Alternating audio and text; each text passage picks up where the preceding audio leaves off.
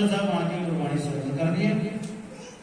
सरवण करके जो गुरबाणी में सानू उपदेश है वो अपने इस जीवन के उपर ढुकाउणा है ते अपने घर दे विच चलदे फिरदे उस संदेश अनुसार अपनी जिंदगी बतीत करनी है जो गुरु साहब ने सानू बख्शिश कीता है।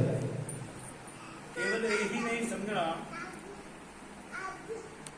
कि वाहिगुरु अकाल पुरख वाहिगुरु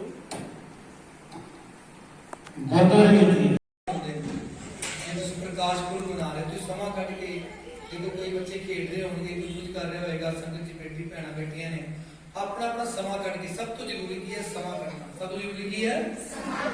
हाँ कोई धन ले सेवा करता है कोई तन ना सेवा करता है कोई मन ना सेवा करता है पर सारे सेवाओं के विचों साडे कोल सब तो वड्डी सेवा जिहड़ी है अंदरों गुरु नूं समर्पित होना।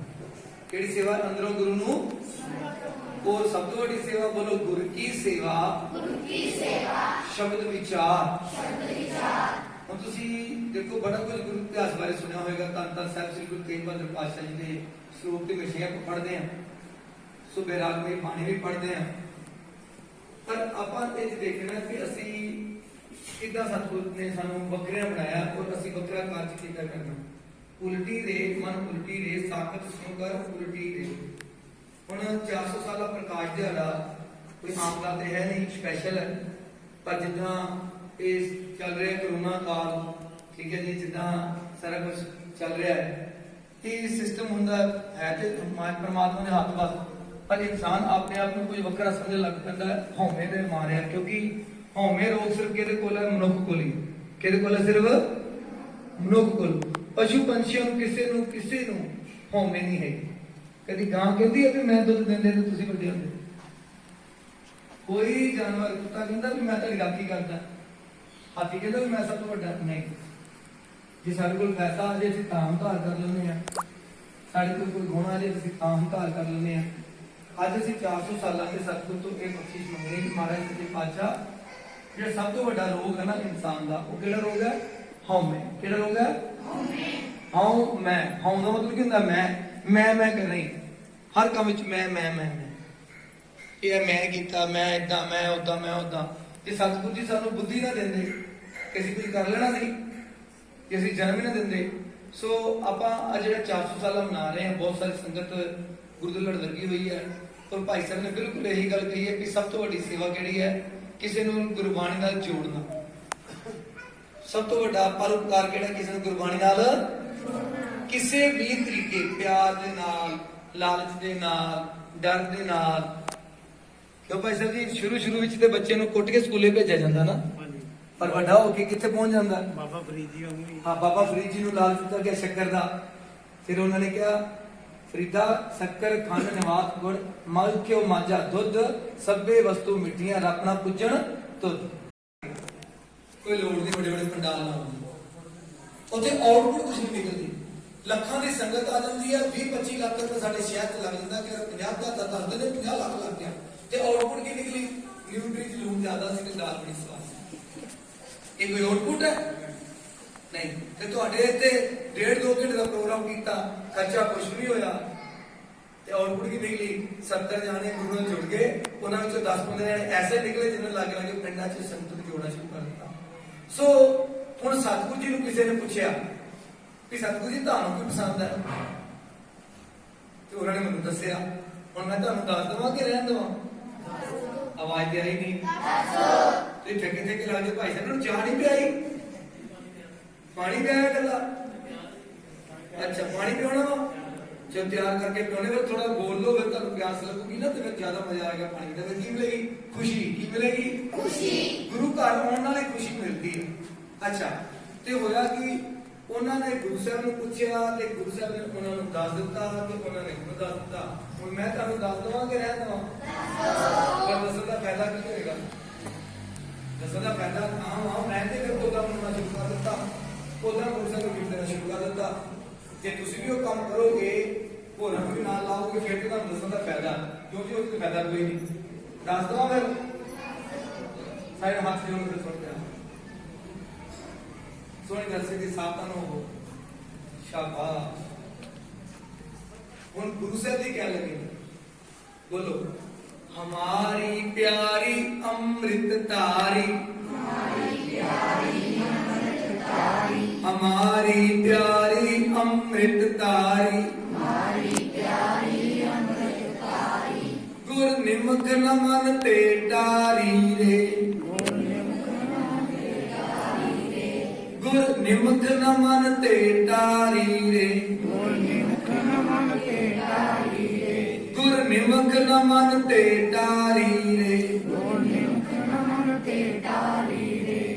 दर्शन परसन दर्शन परसन, दर्शन परसन दर्शन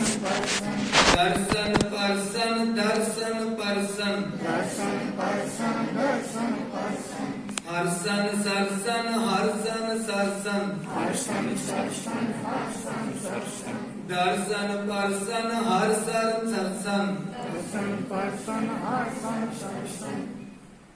गुरसत जी कहते हमारी प्यारी, बोलो कहते मैनू प्यारी लगती है, सब तो प्यारा गिफ्ट लगता अमृत धारी। अमृत धारी कौन? पानी। बोलो पानी उचरै साध जन, अम्यो चलै झरनै, विच बाणी अमृत सारे। सब तो ज्यादा जी अमृतमयी बाणी है ना, ये जीवन दिंदी है। ये जन्म का गेट जिहड़ा है ना, ये तो छुटकारा दिवाउंदी। कई बार बार मरते हैं, बड़े डॉक्टर गुर्दे बेचते ने, ऐसा तो नशा बेचता है, जज दोषी को छड़ दिंदा है पैसे लैके। हुण तो दसांगा वो जिंदा ने कि मुर्दा ने। वो वेख्या ते कोई फरिश्ता बैठा सी। कौन बैठा सी? बारी में फरिश्ता बैठा सी ते कुछ लिख रहा सी। वो क्या लगे, हे फरिश्ते, हे अल्लाह ताला दे फरिश्ते, तू की लिख रहे हैं? वो क्या लगा जी, मैं नाम लिख रहा लिस्ट विच। कहता किन्ना दे? कि जेड़े अल्लाह नूं प्यार करदे, जेड़े अल्लाह नूं प्यार करदे ने। वो जेड़े सी ना साईं जी, वो दवा दव लागे उठ के आए, कहते देखी लिस्ट विच किते मेरा नाम हैगा। वो सारी चेक करदा, कहते ने जी तुहाडा नाम नहीं है। वो जब यूसी होए ते एक पासे बैठ जाते, कहते चंगा पे फिर मैनू की, चलो 2-4 दिन लग जाते ने, फिर वो रात जाता ते फिर देखदा फरिश्ता बैठा हो ते वो वेख के ते पासे वट के बैठ जाते। कहते साईं जी तुसीं पुछोगे ना मैं आज की करना है? कहते मैनू की लोड़ है तेन पुछण दी, प्यार नाल। वो कहने लगे आज मैं, कहते की करना है? कहते आज मैं उन्हां दी लिस्ट बनाउणा है जिन्हां नूं परमात्मा प्यार करदा। ते परमात्मा किन्हां नूं प्यार करदा है? जेड़े परोपकार करदे। विद्या विचारी ता परोपकारी। भाई सर जी जेड़े लिखिया ना, पढ़ पढ़ गड्डी लद्दी है, हौमे दी गल्लां लिखियां, वो केड़ी विद्या दी? दूजी विद्या दी गल कीती। आ वाली बाणी दी कोई वैसे प्यार ना गल होई, कोई गावे को सुने, हर नामा चित लाए, कहो कबीर संसार नहीं, अंत परम गत भाई। कईयां ने प्रेम नाल गाणी शुरू कीती निक्के निक्के बच्चियां ने। तीसरी क्लास है, तुसीं किहड़ी क्लास विच पढ़दे हो खालसा जी? चौथी? तुसीं लागे आए हो मेरे। एक दिन वाले जकारा पूरे बाणी विच ने, बोले सोनिहाल। इस तरह बाणी विच भी रहन ते कल नूं किते देश दे किसी भी देश दे वड्डे देश साडे ते धरती दे इत्थे की हालात बने ने, ये वड्डे अफसर बने ने। जेह्ड़े डिफेंस रक्षा मंत्री है ना उत्थों दा, कैनेडा दा, वो जो अपनी ड्यूटी ते जाता है तो फौजी कपड़े पा के बड़ी सुंदर दस्तार सजा के सब कुछ जाता है, पर जब गुरु घर जाता है तो बाणा पा के जाता है। दोहां सिरिया का आप सुआमी, दोवें पासे दोवें काम रखा गुरु सूरमा दोवें काम रखता है, घर परिवार की तो गुजारी। अच्छा खालसा जी तुहाडी उम्र कितनी है जी? 7 साल। वाह जी वाह, बड़े ध्यान सुनियो। गुरपुरब मनाउणा ते किद्दां मनाउणा? हले आपां उत्थे आउणा वा, हले आपां अद्धी पंक्ति विचोरी अमृतधारी बाणी की गल कर रहे हां। हमारी बोलो, हमारी प्यारी अमृत धारी। ते अमृत धारी किद्दां? अमृत की है? अमृत कदे ना मरना, डरना नहीं। बंद कट्टे गए, खोपड़े लुहाए गए, आरा चलाए गए, पर मौत तो डरे निज अमृत कमा लिया बच्चों, पर मौत तो डरे क्योंकि उन्होंने अमृत पीता सी। केड़ा? बाणी दा। एक दूजा वो अमृत खंडे वट दा जो बनदा, ओहदे च की पाउंदे ने? ਕੱਲਾ ਉਹਦੇ ਚ ਪਾਣੀ ਪਤਾਸੇ ਨਹੀਂ ਹੁੰਦੇ, ਉਹਦੇ ਦੇ ਨਾਲ ਬਾਣੀ ਪੈਂਦੀ ਹੈ, ਬਾਣੀ। ਠੀਕ ਹੈ ਨਾ, ਤਾਂ ਹੀ ਗੱਲ ਬਣਦੀ ਹੈ। ਉਹ ਤੋਂ ਬਗੈਰ ਤੇ ਮੁਕੰਮਲ ਨਹੀਂ ਹੁੰਦਾ। ਠੀਕ ਹੈ, ਉਹ ਅੰਮ੍ਰਿਤ ਕਿਉਂ ਪਿਆਇਆ ਜਾਂਦਾ? ਦੱਸ ਦਵਾਂ ਕਿ ਰਹਿਣ ਦਵਾਂ? ਆਵਾਜ਼ ਤੇ ਆਈ ਨਹੀਂ। ਅੱਛਾ ਮੈਨੂੰ ਦੱਸੋ ਕਿ ਤੁਸੀਂ ਕਦੀ ਕਿਸੇ ਨੇ ਨਲਕਾ ਲੱਗਦਾ ਵੇਖਿਆ? ਨਲਕਾ ਹੈਂਡ ਪੰਪ ਲੱਗਦਾ ਵੇਖਿਆ ਕਦੀ ਕਿਸੇ ਨੇ? ਇਹਨਾਂ ਨੇ ਨਹੀਂ ਦੇਖਿਆ। ਪਰ ਜਦ ਜ਼ਰੂਰ ਇੱਥੇ ਨਾ ਕਦੀ ਕਦੀ ਪ੍ਰਾਰਥਨਾ ਜਿਹੜੀਆਂ ਚੀਜ਼ਾਂ ਨੇ ਨਾ ਉਹ ਜ਼ਰੂਰ ਇੱਥੇ ਦਿਖਾਇਆ ਕਰੋ। ਭਾਈ ਅਜੀਤ ਸਿੰਘ ਬੇਨਤੀ ਪ੍ਰੋਜੈਕਟ ਨਾ ਭੁੱਲੇਗਾ, ਬੜਾ ਜ਼ਰੂਰੀ ਹੈ। ਤੇ ਜਿਹੜੀ ਨਲਕਾ, ਚਲੋ ਤੁਸੀਂ ਸਮਰਸੀਬਲ ਪੰਪ ਲੱਗਦਾ ਦੇਖਿਆ ਕਦੀ? ਜਿਹੜਾ ਪਾਣੀ ਵਿੱਚੋਂ ਨਿਕਲਦਾ ਜ਼ਮੀਨ ਚੋਂ ਪੰਪ। ਇਹ ਚੀਜ਼ਾਂ ਆਪਣੇ ਬੱਚਿਆਂ ਨੂੰ ਦਿਖਾਉਣੀਆਂ ਚਾਹੀਦੀਆਂ। ਬਾਹਰਲੇ ਦੇਸ਼ਾਂ 'ਚ ਪੜ੍ਹਾਈ ਨਹੀਂ ਜੀ ਹੁੰਦੀ, ਉਹਦੇ ਪ੍ਰੈਕਟੀਕਲ ਹੀ ਹੁੰਦਾ ਜੀ। ਉਹ ਤੇ ਇਹ ਨਹੀਂ ਕਹਿੰਦੇ ਵੀ ਗੱਗਾ ਗੁਲਾਬ ਦਾ ਫੁੱਲ ਤੇ ਜ਼ਿੰਦਗੀ ਦੀ ਕਦੀ ਵੇਖਿਆ ਹੀ ਨਹੀਂ। ਉਹ ਕਹਿੰਦੇ ਗੱਗਾ ਗੁਲਾਬ ਦਾ ਫੁੱਲ ਨਹੀਂ, ਚਲੋ ਆਓ ਤੁਹਾਨੂੰ ਮੈਂ ਰੋਜ਼ ਦਿਖਾਈਏ। ਉਹ ਸਾਰੀ ਕਲਾਸ ਨੂੰ ਲੈ ਜਾਂਦੇ ਬਗੀਚੇ ਵਿੱਚ ਜਿੱਥੇ ਰੋਜ਼ ਲੱਗੇ ਹੁੰਦੇ। ਉਹ ਰੋਜ਼ ਬਾਰੇ ਦੱਸਦੇ ਨੇ, ਪੱਤੀਆਂ ਬਾਰੇ ਦੱਸਦੇ ਨੇ, ਸੁਗੰਧੀ ਲੈ ਕੇ ਦੱਸਦੇ ਨੇ ਵੀ ਆਹ ਹੁੰਦਾ ਜੇ ਰੋਜ਼। ਕੱਲੀਆਂ ਕਿਤਾਬਾਂ ਨਾਲ ਗੱਡੀ ਚਲੇਗੀ। ਹੁਣ ਮੈਂ ਦੱਸਣ ਲੱਗਾ ਅੰਮ੍ਰਿਤ ਬਾਣੀ ਬਈ ਬਾਣੀ ਕਿੱਦਾਂ। ਇਹਦੀ ਉਮਰ ਹੈ 7 ਸਾਲ। ਇਹ ਪੜ੍ਹਦੇ ਨੇ 4ਥੀ ਕਲਾਸ ਵਿੱਚ। 7 ਸਾਲ ਦੀ ਉਮਰ ਦੇ ਵਿੱਚ ਭਾਈ ਵੀਰ ਸਿੰਘ ਜੀ ਨੇ ਸਹਿਜ ਪਾਠ ਦੇ ਸੰਪੂਰਨ ਭੋਗ ਪਾ ਲਏ ਸੀ। ਜਗਾਰਾ ਤੇ ਬੁਲਾ ਦੋ ਨਾ ਵਾਸਤੇ।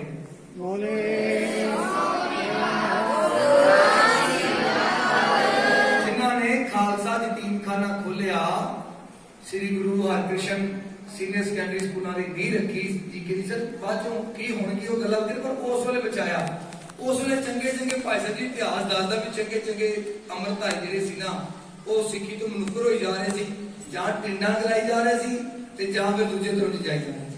ਫਿਰ ਭਾਈ ਸਾਹਿਬ ਨੇ ਕਲਮ ਚੁੱਕੀ, ਨਾਨਕ ਹਾਰੀ ਰੇ ਹਰ ਕੰਠ ਨਾਨਕ ਹਾਰੀ ਰੇ ਹਮਾਰੀ ਪਿਆਰੀ ਅੰਮ੍ਰਿਤ ਤਾਰੀ ਹਮਾਰੀ ਪਿਆਰੀ ਅੰਮ੍ਰਿਤ ਤਾਰੀ। ਜਿਹਦਾ ਮਰਜ਼ੀ ਗਾ ਲਓ, ਠੀਕ ਹੈ। ਜੇ ਤੁਹਾਡਾ ਦਿਲ ਕਰੇਗਾ ਪਹਿਲੀ ਪੌੜੀ ਕੀ ਹੈ? ਗੁਰੂ ਘਰ ਆਉਣਾ। ਦੂਜੀ ਪੌੜੀ ਕੀ ਹੈ? ਮੱਥਾ ਟੇਕਣਾ। ਤੀਜੀ ਪੌੜੀ ਕੀ ਹੈ? ਗੁਰਬਾਣੀ ਪੜ੍ਹਨੀ। ਗੁਰਬਾਣੀ ਪੜ੍ਹਨੀ, ਬਸ ਕੋਈ ਅਰਥਾਂ ਦੀ ਲੋੜ ਨਹੀਂ ਹੈ। ਕਿਉਂਕਿ ਗੁਰੂ ਨਾਨਕ ਨੂੰ ਉਂਗਲ ਫੜਾ ਦਿੱਤੀ। ਗੁਰੂ ਨਾਨਕ ਦੀ ਉਂਗਲ ਫੜ ਲਈ। ਗੁਰੂ ਨਾਨਕ ਦੀ ਹਾਂ, ਜੇ ਤੁਸੀਂ ਬਾਣੀ ਪੜ੍ਹਨੀ ਸ਼ੁਰੂ ਕਰ ਦਿਓਗੇ ਤੇ ਗੁਰੂ ਨਾਨਕ ਸਾਹਿਬ ਨੂੰ ਉਂਗਲ ਫੜਾ ਦਿੱਤੀ ਆਪਣੀ। ਗੁਰੂ ਨਾਨਕ ਸਾਹਿਬ ਦੀ ਉਂਗਲ ਫੜ ਲਓ। ਪਰ ਜੇ ਤੁਸੀਂ ਵਿਚਾਰ ਕਰ ਲੱਗੇ ਕਿਉਂ ਜੀ ਪੰਜਵੀਂ ਪੌੜੀ ਤੇ ਗੁਰਸੇਵਕ ਉਹਦਾ ਹੱਥ ਫੜ ਲੈਂਦੇ ਨੇ, ਫਿਰ ਕੀ ਕਰਨਾ? ਗੁਰਬਾਣੀ ਪੜ੍ਹਨੀ, ਵਿਚਾਰਨੀ। ਵਿਚਾਰ ਕਦੋਂ ਹੋਏਗੀ? ਹੌਲੀ ਹੌਲੀ, ਸੱਚ ਸੱਚ। ਜੇ ਵਿਚਾਰ ਹੋਗੀ ਤੇ ਸਮਝ ਵੀ ਲੱਗੇਗੀ। 6ਵੀਂ ਪੌੜੀ ਆ ਗਈ। ਜੇ ਸਮਝ ਲੱਗੇਗੀ ਫਿਰ ਤੁਸੀਂ ਗਾ ਵੀ ਸਕਦੇ ਹੋ। ਫਿਰ ਗੁਰਬਾਣੀ ਗਾਉਣੀ। ਗੁਰਬਾਣੀ ਗਾਉਣੀ, ਬਾਰ ਬਾਰ ਗਾਉਣੀ। ਫਿਰ ਬੇਟੇ ਕਰਦੇ ਕਰਦੇ ਗੁਰਬਾਣੀ ਦਾ ਰੂਪ ਹੋ ਜਾਣਾ। ਬੋਲੋ, ਗੁਰਬਾਣੀ ਸਤ ਸਰੂਪ ਹੈ ਗੁਰਬਾਣੀ ਬਣੀ। ਗੁਰਬਾਣੀ ਬਣੀ। ਸੋ ਪੜੋ ਤੇ ਗੁਰੂ ਸਾਹਿਬ ਕਹਿੰਦੇ ਮੈਨੂੰ ਪਸੰਦ ਆ ਜਿਹੜੀ ਮੈਨੂੰ ਕਰਤਾਰ ਦੇ ਰੰਗ ਵਿੱਚ ਰੰਗ ਦਿੰਦੀ, ਮੈਨੂੰ ਇਹ ਵਾਲਾ ਗਿਫਟ ਦਿਓ। ਤੇ ਕੌਣ ਕੌਣ ਗਿਫਟ ਦੇਗਾ? ਸੈਂਪਲ ਕੌਣ ਕੌਣ ਕਰੇਗਾ? ਹੱਥ ਖੜੇ ਕਰੋ। ਭਾਵੇਂ ਛੋਟੇ ਬੱਚੇ ਨਹੀਂ ਕੋਈ, ਉਹਨਾਂ ਨੂੰ ਆਪਾਂ ਕਰਾਵਾਂਗੇ। ਸਾਡੇ ਕੋਲ ਤਰੀਕੇ ਬੜੇ ਨੇ, ਸਿੱਧੇ ਹੱਥ ਚੜ੍ਹਨਾ।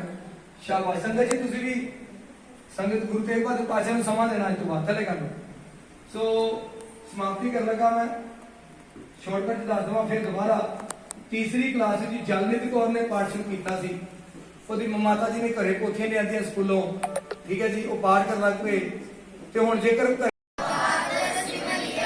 ਧਰਮ ਹੇਤ ਸਾਕਾ ਜਿਨ ਕੀਆ, ਸੀਸ ਦਿਆ ਪਰ ਸਿਰ ਨ ਦਿਆ। ਧਰਮ ਹੇਤ ਸਾਕਾ ਜਿਨ ਕੀਆ, ਸੀਸ ਦਿਆ ਪਰ ਸਿਰ ਨ ਦਿਆ। ਇਹ ਸਾਰੇ ਬੇਟੇ ਇਹਨੂੰ ਤੁਸੀਂ ਪੜ੍ਹਨਾ ਵਾ, ਇਹਨੂੰ ਯਾਦ ਹੀ ਕਰ ਲੈਣਾ। ਔਰ ਇਸ ਨੂੰ ਪੜ੍ਹ ਕੇ ਤੇ ਜੇ ਤੁਹਾਨੂੰ ਹੋਰ ਚਾਹੀਦੀ ਹੁਣ ਕਿਸੇ ਨੂੰ ਦੇਣ ਵਾਸਤੇ ਤੁਸੀਂ ਸਾਡੇ ਕੋਲ ਲੈ ਸਕਦੇ ਹੋ, ਠੀਕ ਹੈ। ਆਪਾਂ ਘਰ ਘਰ ਜਿਹਦਾ ਪ੍ਰਚਾਰ ਕਰਨਾ। ਤੁਹਾਡਾ ਕੋਈ ਪੰਜਾਬ ਤੋਂ ਬਾਹਰ ਆਉਂਦਾ ਹੋਵੇ ਜਾਂ ਦੇਸ਼ ਤੋਂ ਬਾਹਰ ਆਉਂਦਾ ਹੋਵੇ, ਜਿਹਨੂੰ ਪੰਜਾਬੀ ਹਿੰਦੀ ਨਹੀਂ ਆਉਂਦੀ, ਉਹਨੂੰ ਅੰਗਰੇਜ਼ੀ 'ਚ ਮਿਲ ਜੇਗੀ। ਜੇ ਕੋਈ ਪੰਜਾਬੀ ਚਾਹੀਦਾ ਪੰਜਾਬੀ 'ਚ, ਹਿੰਦੀ ਚਾਹੀਦਾ ਹਿੰਦੀ ਵਿੱਚ ਮਿਲ ਜੇਗੀ। ਸੋ ਇਹ ਤੁਸੀਂ ਲੈ ਕੇ ਜਾਣੇ ਸਾਰੇ। ਵਾਹਿਗੁਰੂ ਜੀ।